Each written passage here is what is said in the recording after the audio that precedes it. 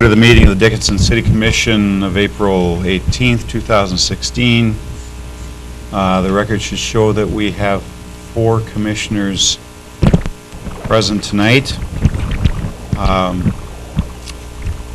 First, take a look at the agenda. Do we have any changes or additions to the agenda itself? President Jackson, I'm not aware of any changes this evening. Then we'll look for a motion to approve the order of business. So moved. Second. We have a motion and a second. All in favor say aye. Aye. Aye. And opposed, same sign. The motion carries.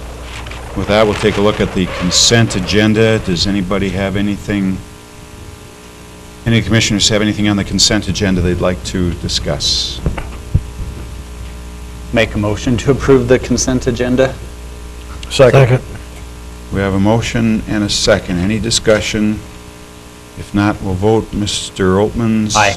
Mr. Decker? Aye. Mr. Frenzel? Aye. Chair votes aye. The motion carries. Our first timetable agenda item tonight is not until 4:55, so we'll move to the regular agenda. And Ms. Goss, it looks like you're going to carry us through the first few agenda items. Yes, the first item that I have is an ordinance for overweight vehicle permits. The Commission approved this earlier, but this is just officially putting it into the ordinance, some of the revisions to make it comply with the state code. So there's minor revisions to it, just saying that the load can be established by North Dakota state law, Dickinson Municipal Code, or by resolution of the City Commission, and that the permits will be in accordance with the North Dakota Association of Oil and Gas Producing Counties, and then the penalty for violation, which is the exact language that is in the state code. Staff would recommend approval. And I'm thinking this is 1611? That's correct. Okay, any questions or comments from commissioners, first of all? If not, it is an ordinance, first reading, so we will open this to the public for comment tonight. If you have any comments on proposed ordinance 1611, please step forward to the podium and tell us what's on your mind. Anybody have any comments? Seeing none, we'll close the public hearing and look for action from the commission. I would make the motion to approve the ordinance 1611. We have a motion. Do we have a second? Second. Motion and a second. Any discussion? If not, we'll vote. Mr. Decker? Aye. Mr. Oltmans? Aye. Mr. Frenzel? Aye. Chair votes aye. The motion carries. Go ahead, Ms. Goss. The next item I have is second reading of ordinance 1609, which is part of the personnel code relating to separation from municipal services. At your request, I did speak to Cal Coling, who we are working with on the HR manual revisions, and did make a change to some of the language regarding layoffs based on his recommendation. That change is that consideration will be given to employees' performance, record, length of service, and the needs of the city or department involved. No other changes were made, and staff would recommend approval. Okay, any comments from commissioners, being we have a change here from first reading? Any questions or comments? Anybody from the public who would like to comment on ordinance 1609? Please step forward. Again, if there are no comments from the public, we'll close the public hearing and look for a motion. Make a motion to approve ordinance number 1609, second reading, final passage. Second. We have a motion and a second. Any further discussion? I do think those are good changes that Mr. Cohen suggested. Okay, we will vote. Mr. Oltmans? Aye. Mr. Frenzel? Aye. Mr. Decker? Aye. Chair votes aye. The motion carries. And again, Ms. Goss. The next item I have is a resolution for a fee schedule amendment. They are all related to permit fees. Some of them were changes to existing permits. The special event alcohol permit was $75, and we're proposing that that go up to $100. And then the parade street closure permit was $30, and we're requesting that it go up to $50. The other permit fees on here are for the public space management permits, which is the commercial use of sidewalk ordinance that we had approved previously. These are just the fees that go along with that permitting system. And then the heavyweight permits that go along with the overweight vehicle permits, and those prices are what the North Dakota oil and gas producing counties has. Staff would recommend approval, and this would be Resolution 10-2016. Okay, thank you, Ms. Goss. Any questions for the attorney?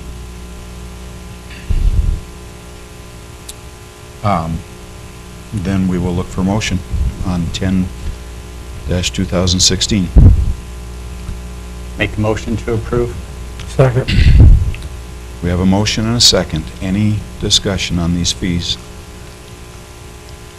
Now we'll vote. Mr. Oltmans. Aye. Mr. Frenzel. Aye. Mr. Decker. Aye. Chair votes aye. The motion carries. And one more time, Ms. Goss. The final thing I have is a agreement with the Stark County for weed control. It's for Stark County to provide weed control activities from April 1st through the end of October. We have done this in the past with the county. They provide this service in city parks, rock areas, drainage ditches, boulevards, and cemeteries. And this is just a renewal for this year. Staff recommends approval. Okay, thank you. It appears this agreement is pretty much what we've done the last couple of years with Stark County. That's correct. Okay. The rate didn't change at all either. No, the rate's the same. Any other questions? Then we should have a motion to approve the agreement, or not. I make a motion to approve the agreement. Second. Motion and a second. Any further discussion? Now we'll vote. Mr. Decker. Aye. Mr. Frenzel. Aye. Mr. Oltmans. Aye. Chair votes aye. Motion carries. Mr. Kessel, you're going to tell us about Southwest Regional Grants. President Jackson and Commission, this is one of those times that you really enjoy making an agenda item like this, the public knowledge, because it includes sharing funds that we receive from the sales tax collections in Dickinson with the broader southwest region of North Dakota. We include about 8 different counties in this grant program. We received 24 applications from 13 different cities in the amount of $143,530.75. The only downside that I have is we can't award all of them. We do take into consideration how much those sales tax collections are, and then make awards accordingly based on the requests. We do have a guidelines that we have adopted for awarding these grants. Essentially, we like to see brick and mortar equipment and those types of things funded, as opposed to what we call soft requests, things for marketing or other related items. Our grant awards are generally between $500 and $5,000, and we do ask if they are doing some kind of a recognition as related to the project, that they do include the city of Dickinson in that recognition. So what you have before you then is a list of the recommended awards, and I would like to take a minute and just say thank you to Commissioners Decker and Steiner for being part of the committee that is making the recommendations to you this evening. I'll just mention a couple of the awards so that there's a flavor for the type of things that are being funded. In Beach, they have 2 requests, and a walking and bike trail accessories is being funded, a full award, full requested award. In Belfield, they are looking to upgrade some theater equipment, and we are helping them to buy it. There is an armory renovation in Hettinger that we're helping to fund, baseball equipment in Killdeer, a sound system in the High Plains Cultural Center, an AED unit for Badlands Ministries in Medora, extraction equipment for the New England Rural Fire Department is being funded, and park improvements in Richardson. That's just a brief sampling of the type of things that are included. And it would be my recommendation that we make awards in the amount of $51,028.75 as they appear on your. Okay, thank you, Mr. Kessel. Any commissioners have any questions about the process or any of the grants?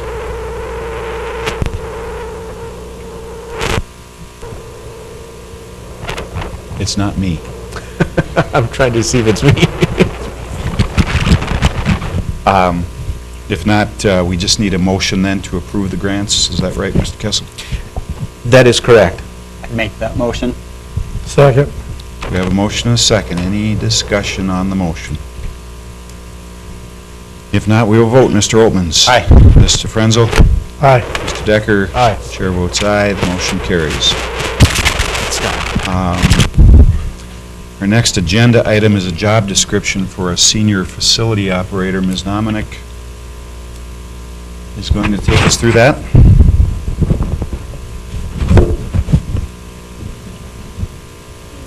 Good evening, Mr. President, Commissioners. Welcome.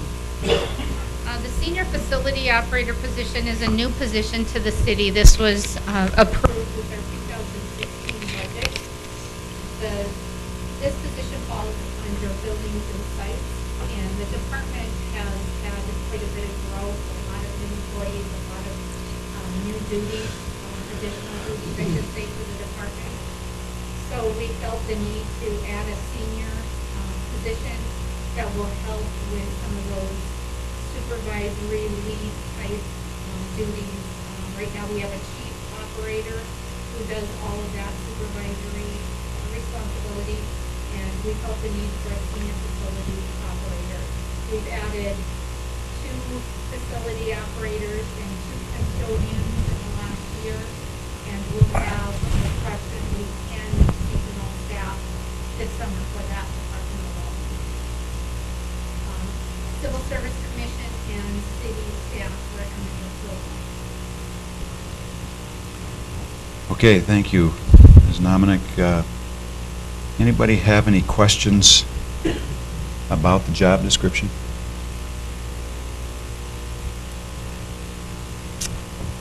Okay. Then we will look for a motion.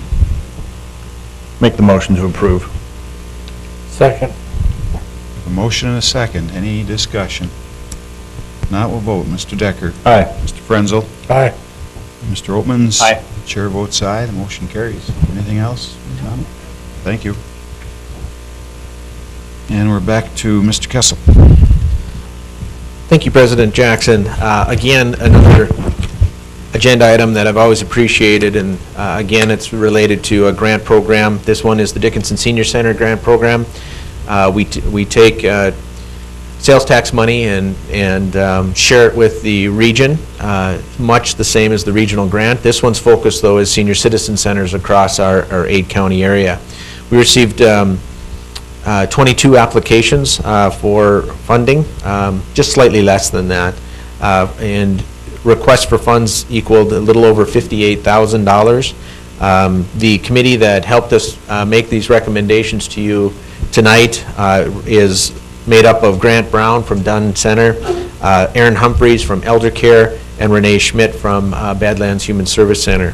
They all work with the senior populations and bring a great deal of knowledge to the table. We are recommending awards tonight of just over $42,500. There are some awards that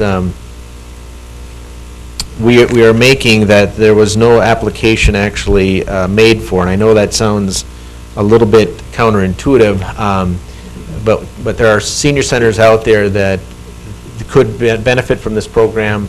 There's a lot of turnover at these centers in terms of who's in charge of making the applications, and we're concerned that they may have lost the familiarity with this process. And so we're going to send them a letter, include a little bit of an incentive money, and hopefully they'll continue to make applications in the future. And the things that we fund in these facilities oftentimes, again, we try to look at brick, mortar, and equipment. So it could be new windows, new paint, new entrances, railings, things of that nature.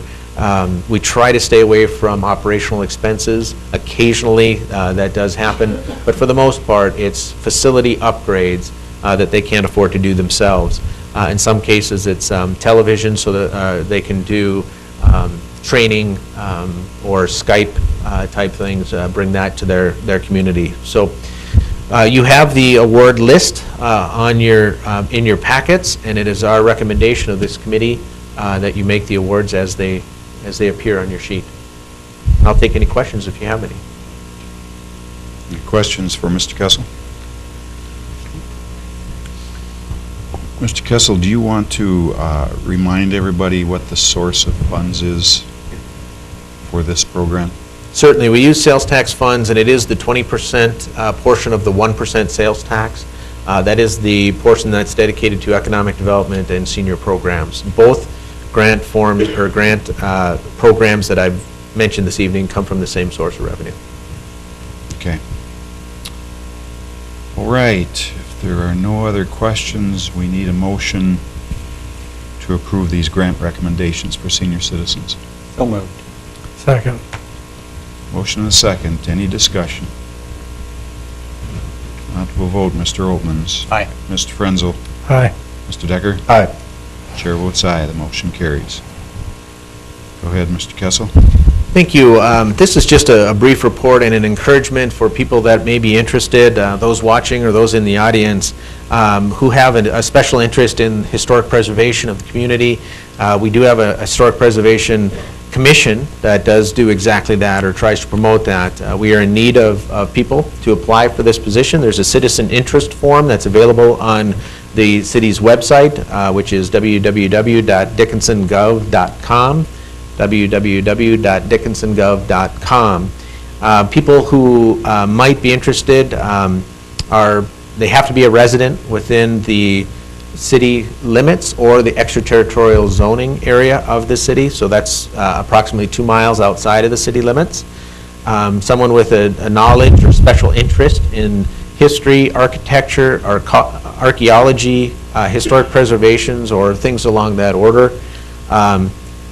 We try to have people with a professional qualifications in the field of architectural history, prehistory, architecture, folklore, curation, conservation, planning, so on and so forth. You don't have to have those, but it certainly is helpful. And bottom line, just a genuine interest in historic preservation. So again, if you're interested, you can either go to the Dickinson website, www.dickinsongov.com, or you can go to dickinsonmuseumcenter.org. That is our museum center's website, and our museum coordinator, Angela Rain, is the staff member that's assigned to this commission, and she can answer any questions that you may have. So, thank you. That concludes my reports this evening, unless there's any questions from the commission. Anything for Mr. Kessel? Anybody? All right, thank you. We will move to public safety and a report from Chief Sidewalk on the spring cleanup project. Welcome, Chief. Thank you. Good evening, Mr. Jackson, President Jackson, and Commissioners. I'm very pleased to announce that last week we had a very successful organizational meeting for this year's spring cleanup effort. And tonight I can let you know that the citywide spring cleanup campaign this year will run from Friday, April 29th through Saturday, May 14th. We encourage all residents, clubs, schools, churches, and businesses to participate in this year's citywide spring cleanup. They can help by cleaning up the area around their businesses or around their homes or other areas that may be assigned to them. Trash bags will be available at the Public Safety Center, the Central Fire Station, the West River Community Center, and the Chamber of Commerce. For more information, for more detail on how they can help, all they need to do is contact the fire department at 456-7625. Last year's campaign was very successful. We're off to an extremely strong start this year from the looks of the organizational meeting, and we have very high hopes that this year will be just as successful, if not even more so. Okay. Thank you, Chief. Anybody, questions for Chief Sidewalk? Chief, I know a lot of this effort will be concentrated along our main street arterials, I suspect. Will we actually get out into the ETZ with some of that effort? Some of the businesses involved actually will. We have some industry businesses involved that will clean up their areas, and so we are touching on that. The main focus will be within city limits, corporate city limits, but it is reaching out just by virtue of the fact of some of those involved. Okay. Okay, any other questions? Thank you. It's a good effort. Thank you. Thank you. All right. We'll move to engineering. And we have a couple of bids to look at tonight, I believe, Mr. Kubas. Correct. Thank you, President Jackson, Commissioners. There were 2 bid openings for water booster stations, and those bids were both opened on March 24th. These were for the River Drive booster and the State Avenue booster projects. They were bid together at the same time, but as separate projects. And per state law, as we've done on some other lift station projects recently, we were required to bid the general contracting and the electrical contracting separately. There was no mechanical on these particular projects, as the mechanical portion of the project was part of a package that was bid. 5 bids were received, and the low bid for each project was JR Civil for the general construction and Radkey Service for the electrical construction. The total of the 2 bids on the State Avenue booster were $870,836. And for the River Drive booster, the total combined bids were $757,776. Our project budgets for these projects were $1.7 and $1 million respectively. That was an early budget that we had started with. Our most recent engineer's estimate, though, for each of these constructions were $820,000. So one project was slightly over and one project was slightly under our engineer's estimate. City staff would recommend approval of the bids. I would note that as there are 4 separate contracts that we'll need to approve, 2 for JR Civil and 2 for Radkey Services, that we would need 4 motions to accept those bids for the State Avenue project and for the River Drive project. That I'd open it up for any questions that you might have. Okay. Any questions for Mr. Kubas? All right. 4 motions, you think, huh, Mr. Kubas? I do think that. I've confirmed that with our legal All right. team.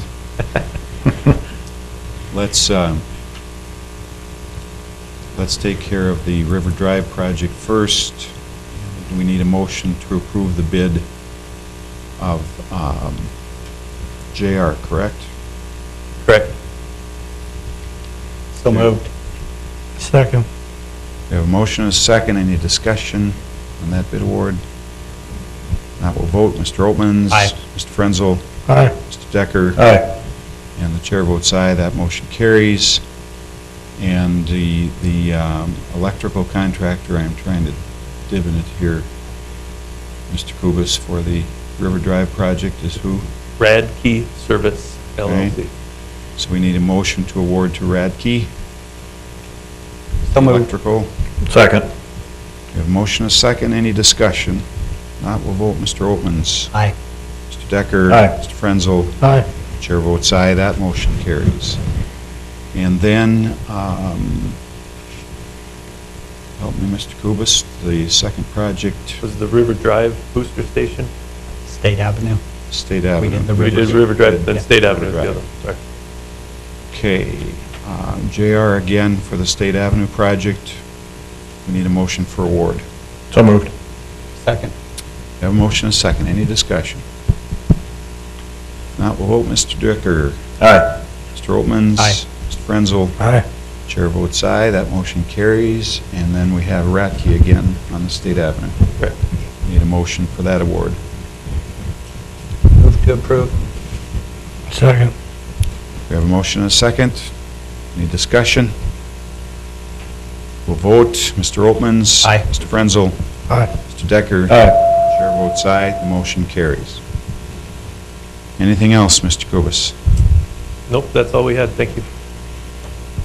Okay, with that, we have a 4:55 agenda item with the Dickinson Police Department leadership class, and I think that Chief Dossinger is going to introduce that topic for us. Welcome, Chief Dossinger.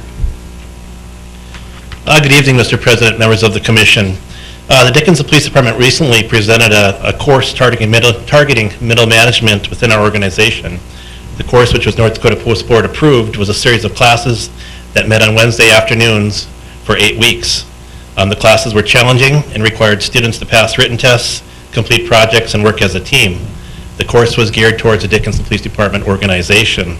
Some of the topics included the management process, values, beliefs, Dickinson Police Department culture, effective leadership practices, principles of motivation, and management by objective. There were 10 staff members that completed the course. At this time, I would like to take the time to recognize them by presenting them with their course certificate. I asked Mr. Kessel to present them with their certificate. This time, I'd like Tom Gross to step forward, please.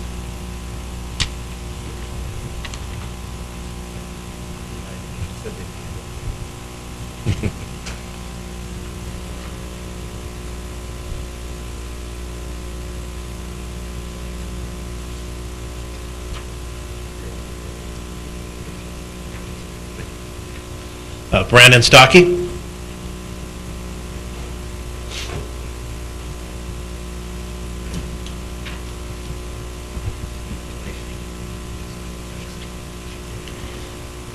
Gary Steffen.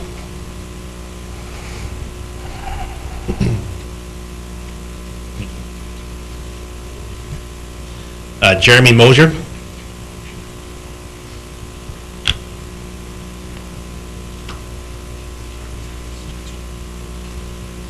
Joshua Munson.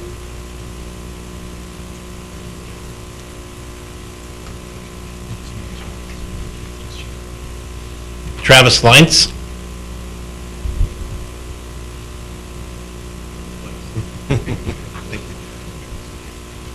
Rebecca Hoff.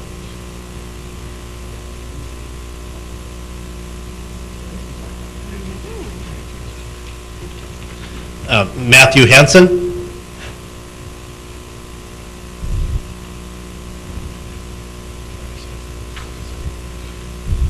Justin Frederick.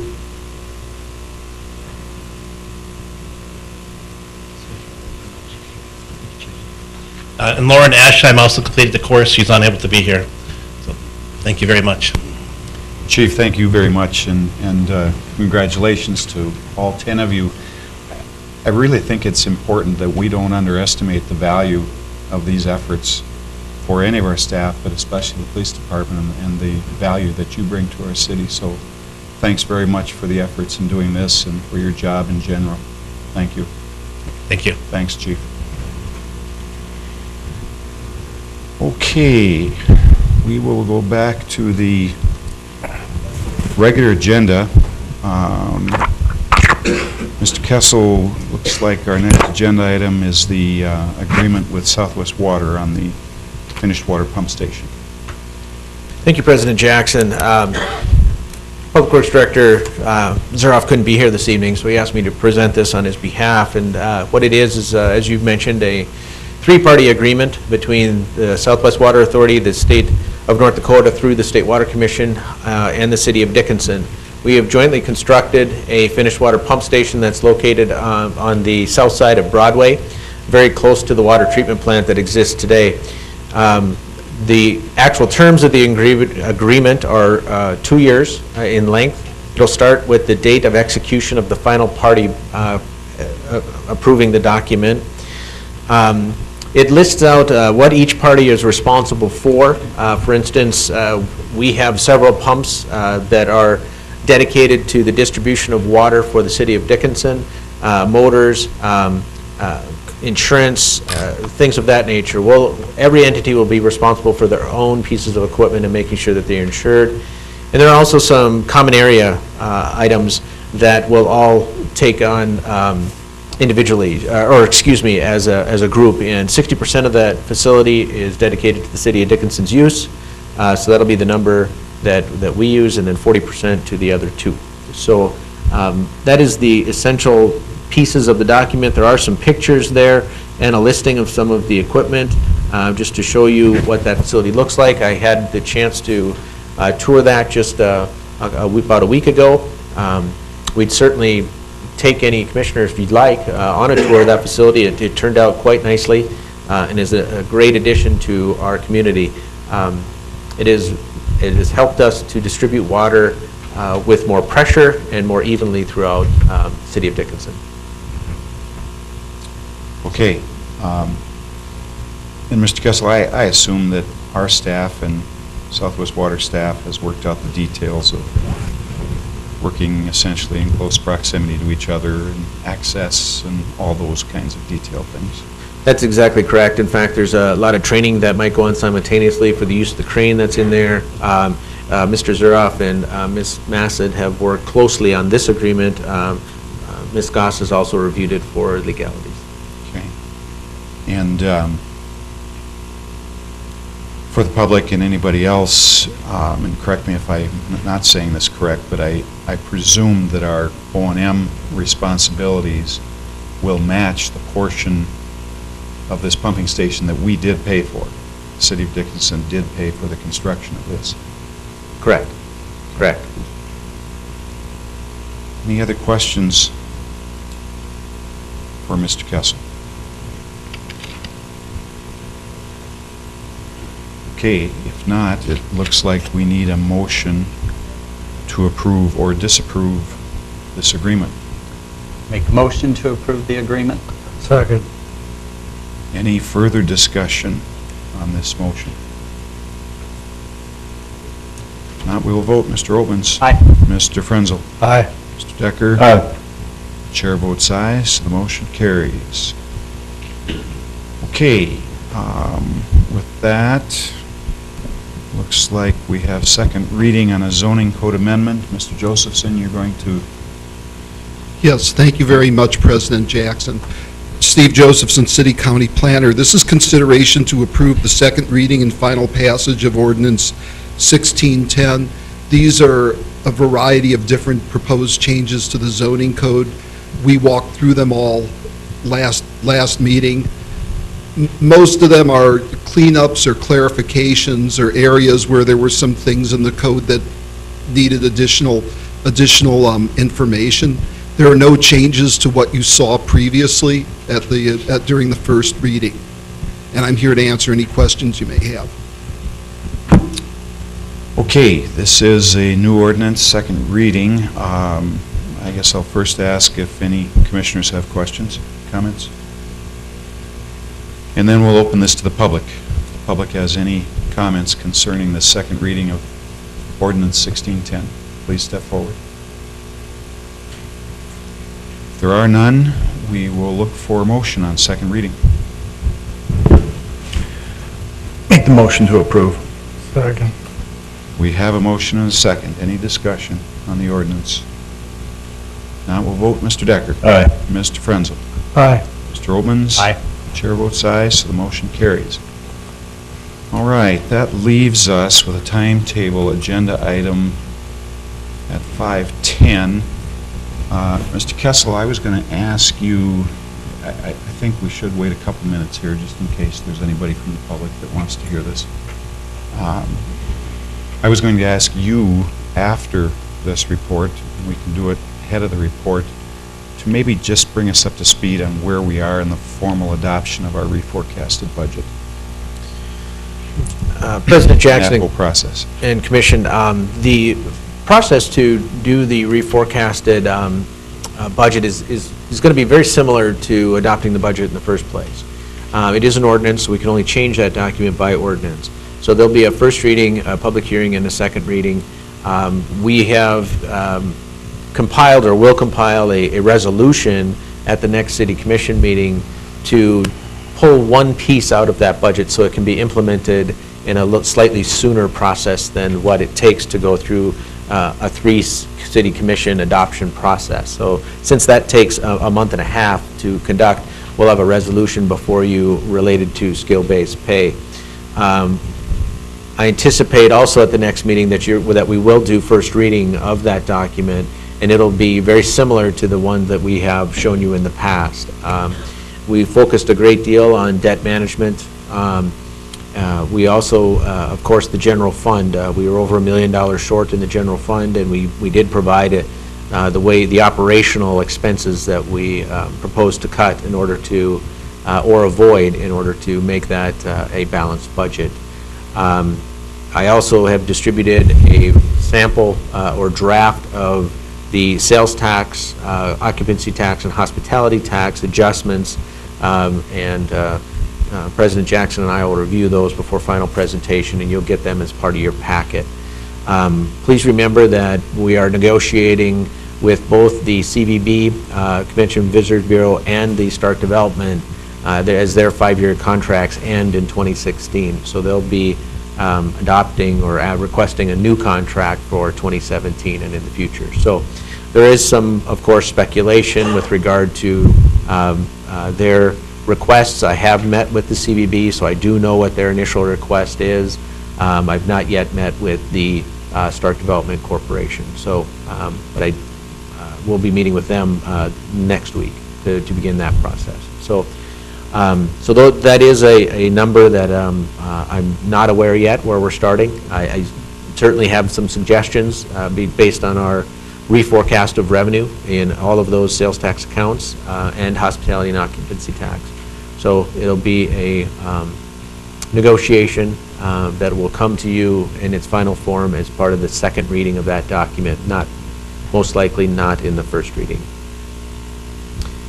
Is that what you're looking for, President Jackson? I think so, and you know, maybe you can repeat again that we actually, as a city, we've been working on what will be a reforecasted budget for 2 or 3 months now, actually. Is that That is correct? accurate, and we've actually implemented as a staff some of the things that you'll be approving, or at least we'll ask for that you approve, just because if we don't, we begin to lose the time, and the longer that we go in conducting using the adopted budget for 2016, if we don't take advantage of making changes quicker, the expense savings then are foregone. So we have made some of the changes that we are projecting or proposing to you. The skill-based pay one specifically has not been made.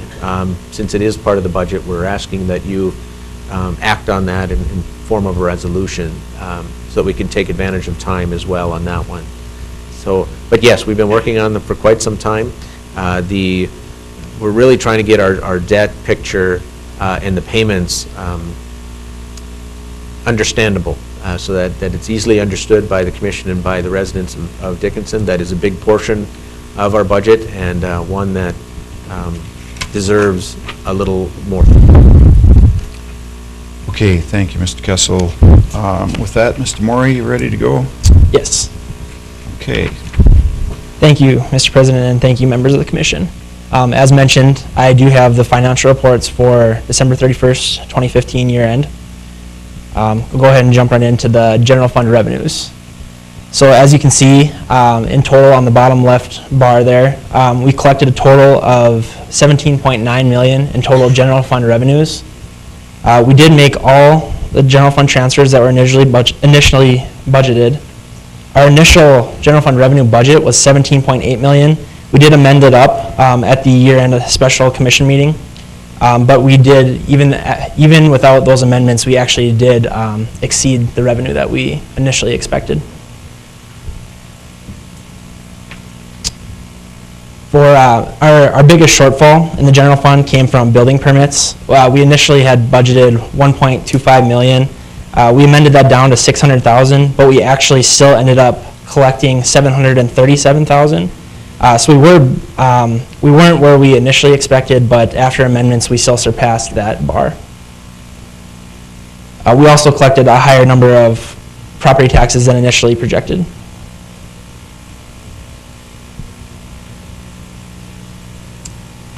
Moving on to the expense side, this is a brief overview of the general fund expenses.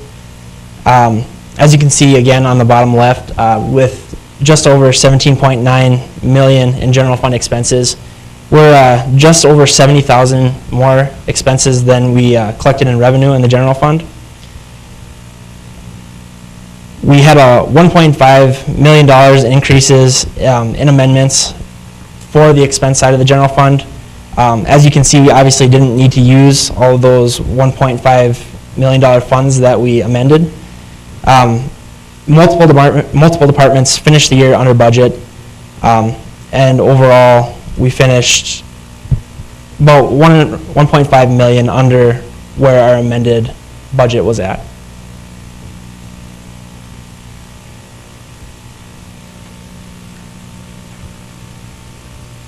Moving on to the enterprise funds. So you'll see in the enterprise funds it shows 32 million in revenue, 8 million in expenses, and only a $3 million cash balance. The reason for that, we actually had grants come in and are shown as due froms. We had 2.4 million from the State Water Commission that the revenue is shown in 2015, but we won't actually see that cash until 2016. So it's shown as a receivable in 2015, and that's why you're seeing it in the revenue, but not the ending cash balance. The same goes for, we also received 4 million from ND Trust Lands for our West Lift Station project. And it's the same situation. You'll see the revenue, but you won't see the cash until 2016. And that's why the cash balance is at where it's at. We also collected just over 5 million more from the State Water Commission, not including the 2.4 that's not shown in the cash balance. So just right around 7.5 to 8 million in funds from the State Water Commission. So with that water and wastewater, we also made the year-end transfers that we asked for in the amendment meeting. It was around 7 million in water and about 4.5 million in wastewater, which is another reason why the revenues are so high and that cash balance is now positive. Stormwater and solid waste, you won't see a lot of changes from the last time we spoke. They've been consistent throughout the year. We didn't make any transfers to stormwater or solid waste for the year end. So the 21 million that's not showing in the cash balance, we're receiving that this year?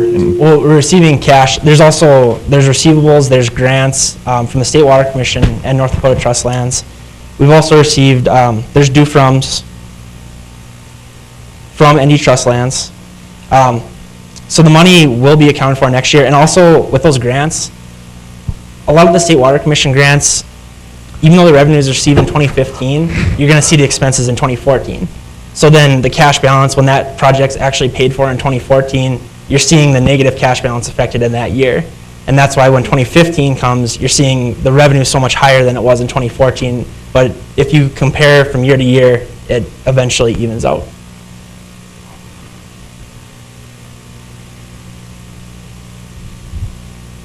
Are there any other questions for the enterprise funds? We'll keep going. The utility billing side for the enterprise funds, this is our water graph. In this graph, we just show water consumption, meter charges, and connection fees.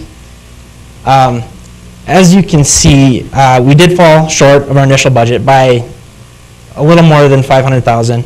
91% of our budget was collected. The majority of the shortfall in the water utility billing came from water connection fees. We budgeted 815,000, but we only collected 345,000. So that's where you're seeing that shortfall in this particular fund.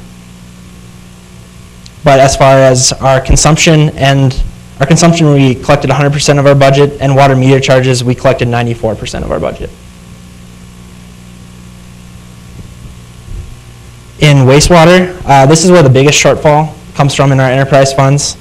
As you can see, pretty close to 2.5 million short altogether. This graph also consists of consumption, meter charges, and connection fees, and in all three of those accounts, we did fall quite a bit short. In consumption alone, we collected 65% of our budget. We collected 52% of our wastewater meter charges budget, which we collected 1.2 of our $2.4 million budget. And then connection fees for wastewater, we initially budgeted $800,000 and we only collected just over $200,000.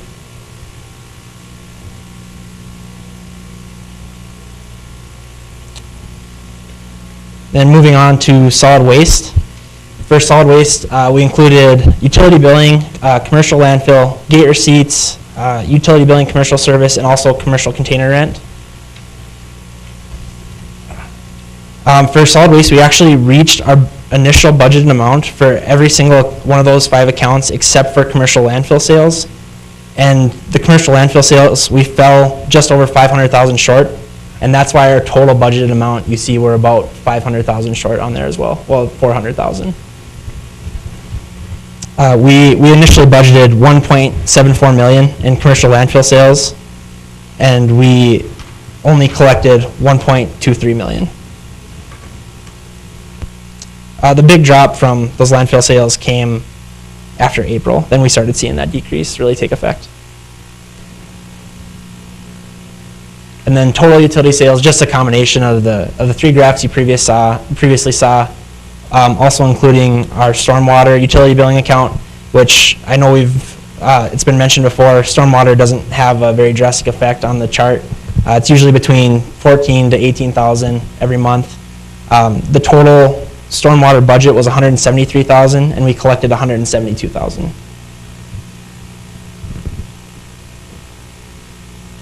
And as you can see, we collected 78% of our total utility sales budget.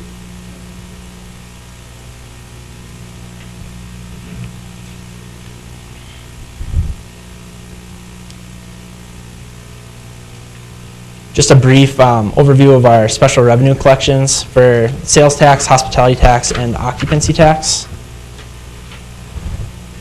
We initially budgeted $800,000 for a 1% sales tax. When we amended that at the year-end meeting, we amended it down to 7.5 million. We still fell short of that number. As you can see, we ended up at 7.3 million. I also do want to let you know right away that from the last time I presented in November, you're seeing 2 more collections added because the January collection, due to timing, we enter that last collection as a due from. So again, you're going to see the revenue in 2015, but you won't see the cash from that last collection until 2016. And on this next slide here, you'll be able to see the cash balance for all of our sales and hospitality tax funds. So in 2016, you'll see that last collection showing. And so every year, you'll see 12 months of revenues and 12 months of cash, but the 12 months will be different between the 2 years in the cash collections and in the revenue collections, just based on timing.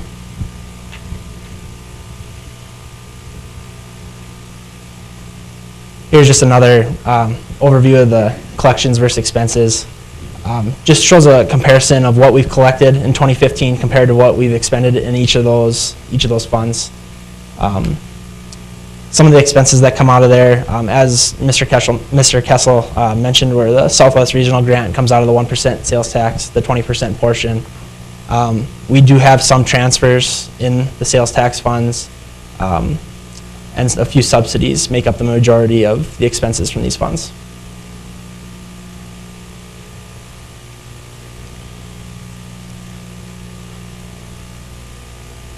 And then finally, just a brief overview of our street projects for 2015.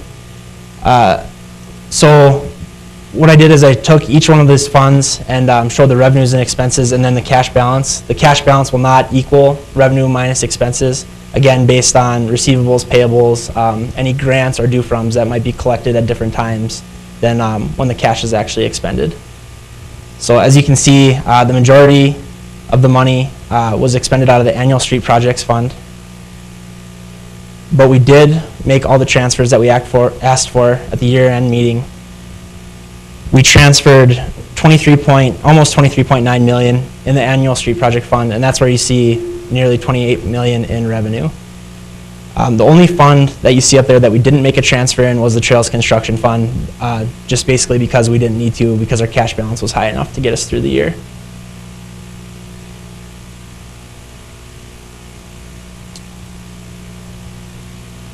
So at this time, I'd be happy to answer any questions you might have. Mr. Murray, can you go back to that last slide? Yes. The sidewalk construction, that's the improvement district that we do each year? Yes, part of it, yes. Part of it? I believe. I would have to look to see where all that money actually goes into, but I know there is some of the special assessments in the sidewalk construction fund.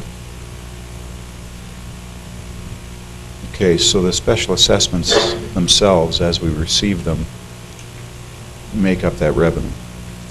Yes, along with a transfer. There is a transfer in the sidewalk construction fund.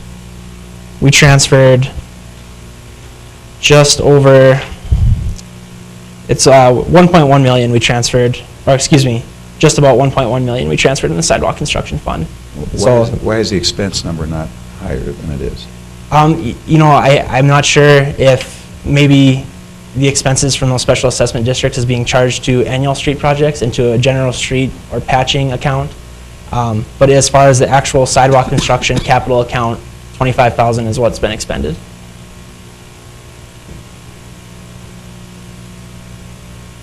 Okay. Any other questions?